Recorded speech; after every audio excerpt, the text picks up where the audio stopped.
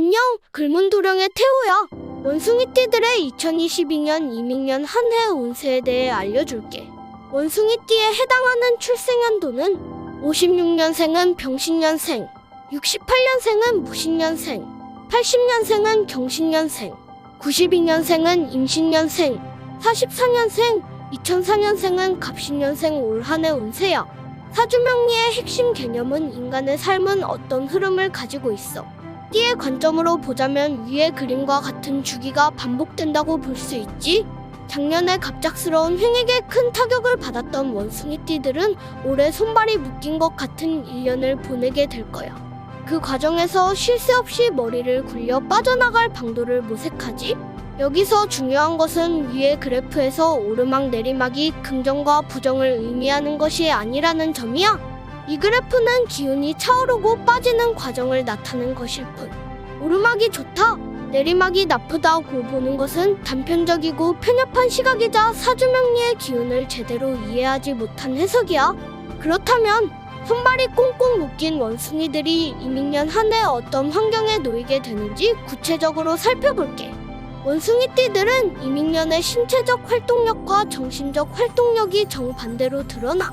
신체적 활동력은 가장 침체된 기운을 보이며 그에 반해 정신적 활동력은 아주 강하게 빛이 나.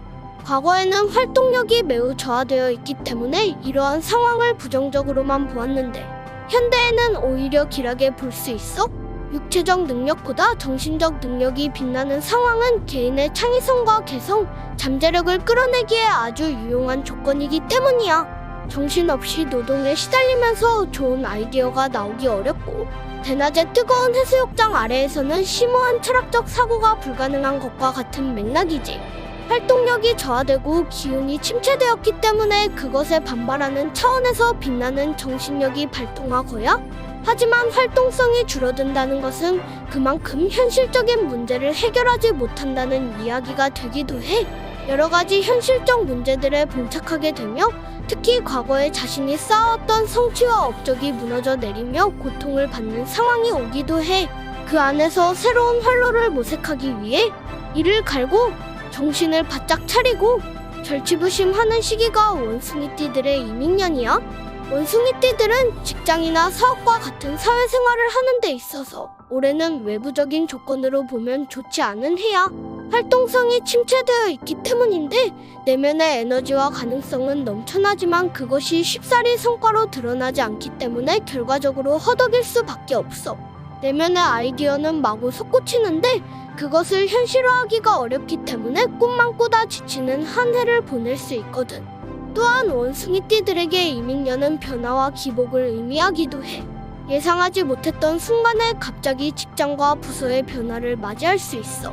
이 변화가 긍정적일지 부정적일지는 사람들마다 자신이 준비한 결과에 비례하겠지만 갑작스러운 변화가 예상된다는 점에서 과거에는 이 기운 자체를 부정적으로 봐야 해. 안정을 중시했던 과거 조상들에게 갑작스러운 변화란 즉 악살과도 같아. 사업을 하시는 분들은 지출을 줄이고 규모를 작게 운영하면서 고정 비용을 최소화하는 방식의 운영이 필요해. 기존에 이어왔던 사업 아이템을 연장하기보다는 새로운 아이템을 연구하고 준비하는 한 해를 보내면 올해의 기운을 잘 사용할 수 있을 거야. 또한 변화가 별로 없는 공무원이나 공직에 근무하는 분들, 연구원이나 창의적인 영역에서 활약하는 분들, 타향에서 자기 사업을 하시는 분들에게는 이민년의 기운이 오히려 더욱 길하게 작용할 수 있어. 활동력 측면에서 하강의 기운을 크게 겪지 않고 정신적인 측면에서 이로움을 많이 얻기 때문이야. 또한 원숭이띠들에게 이민년의 기운은 엄청난 임기응변의 힘을 줘. 평소에는 생각지도 못했던 임기응변의 힘으로 사태를 수습해 나갈 수 있어. 원숭이띠들에게 이민년은 인간관계의 측면에서는 크게 성공적이지 못한 한 해가 될 거야. 특히 주변과 불편한 관계로 지낼 수 있어. 내가 아무리 좋은 의도로 말을 하더라도 그 말이 와전되어 다툼이 일어날 수 있고 그로 인해 주변의 시기와 질투, 험담에 시달릴 수 있어. 결국 침체된 기운 때문에 이런 현상이 나타나는 것인데 이러한 상황을 모면하기 위해 이리저리 궁리를 해서 묘책을 찾아내지만 결국 그것이 자신에게 화살로 돌아올 수 있어. 과거에는 숭사와 구설의 기운이 있다고 보았는데 대인 관계에서 내 뜻대로 풀리지 않는 한 해가 될 수 있다는 생각을 하고 겸허하게 받아들이면 좋겠어. 또한 적당히 임기응변하는 것은 도움이 되겠지만 무리하게 꾀를 부리다가 극회에 스스로가 발목을 잡힐 수 있으니 유의해야 해. 원숭이띠들에게 이민년 재물운은 그리 좋지 않은 것으로 보여. 이민년에는 원숭이띠들이 활동력이 현저히 떨어지는데 활동력과 재물은 그 속성이 일치하기 때문이야. 활동을 많이 해야 재물이 모이는 것이거든. 때문에 올해는 재물이 막혀서 계획했던 일들이 잘 이행이 되지 않는 상황이 있을 수 있어. 특히 부동산이나 사업상의 계약을 체결할 때 더욱 유의해야 해. 계약 과정에서 일이 틀어지는 경우가 생길 수 있고 그로 인한 법률적 다툼에 휘말릴 수 있어. 따라서 지금부터라도 부모 형제와 유대 관계를 튼튼하게 하는 것이 중요해. 나와 어깨를 걸고 함께 해줄 수 있는 가족들과 자주 연락하고 친밀한 관계를 유지하는 것이 기운의 침체를 도와줄 수 있어. 원숭이띠의 경우 이민년 연애운은 기존에 애인이 있는 사람이나 이미 결혼을 한 사람은 좋지 않아. 별로 좋을 것이 없는데 억지로 관계를 끌고 나가는 느낌으로 한 해를 보내게 돼. 반면 애인이 없는 사람에게 이민년은 크게 좋은 해가 될 거야. 이민년에 소중한 인연을 만나게 되거나 썸이라고 하는 기분 좋은 교감을 나누게 돼. 이러한 감정이 바로 결혼이나 연애로 이어지지 않더라도 내년과 후년을 보면 좋게 작용하기 때문에 너무 서두르지 말고 차분히 연애 감정을 키워나가는 것이 좋아. 원숭이띠에게 이민년은 신체적 활동력이 떨어져 정신적으로 심하게 압박을 받는 해라고 볼 수 있어. 물론 그 압박의 결과 아이디어와 창의력이 탄생하기도 하지만 정신적인 부분에서의 갈등은 피해갈 수 없어. 따라서 이민년에는 스트레스성 질환, 신경성 질환, 우울증, 자괴감 등에 유의해야 해. 과거에는 원숭이띠, 이민년의 기운을 일컬어 수옥살이라고 불렀어.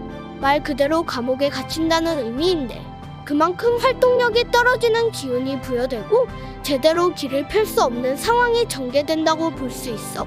수옥살 해가 되면 실제로 감옥에 가는 사람이 많다고 보기도 하는데 이는 근거 없는 이야기이며 단지 환경적으로 위축되고 제한되는 기운에 놓이게 된다고 보면 돼. 그러면 그냥 한 해를 죽은 듯이 보내야 되나? 하고 우울에 빠지시는 분들이 계실 텐데 오히려 위기를 기회로 만들어야 해. 선제적으로 대인관계의 폭을 줄이고 사회활동의 반경을 줄인 다음 올해를 자기 개발의 한 해로 삼으면 좋겠어. 평소에 하고 싶었던 공부를 하고 자신의 전문성과 특별함을 기르기 위해 강좌를 수강하고 책을 꺼내드는 방식으로 대응을 한다면 이민년의 기운을 잘 활용할 수 있을 거야. 원숭이띠에게 이민년의 의미는 새로운 변화를 위한 설계와 준비를 하는 해운년이야. 내리막이 있으면 오르막이 있고 오르막이 있으면 반드시 내려가. 지금 현재 상황이 완전히 내려온 바닥 같지만 이미 오르막을 향해서 발을 뗀 거야. 이미 올라가고 있어. 올해의 고난과 고통은 미래의 토대와 발판이 될 거야. 오늘은 여기까지만 할게. 다음 영상에서 또 만나. 안녕.